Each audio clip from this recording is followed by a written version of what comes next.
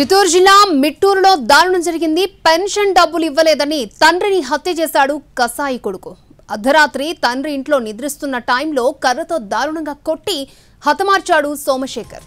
తండ్రి వెంకటేష్ను హతమార్చి పరారయ్యాడు. కేసు నమోదు చేసిన గుడిపల్లి పోలీసులు దర్యాప్తు చేస్తున్నారు.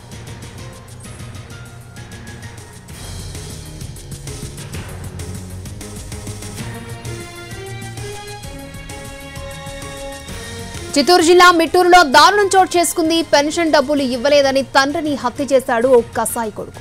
అర్ధరాత్రి తండ్రి ఇంట్లో నిద్రిస్తున్న టైంలో కర్రతో దారుణంగా కొట్టి హతమార్చాడు కొడుకు సోమశేఖర్.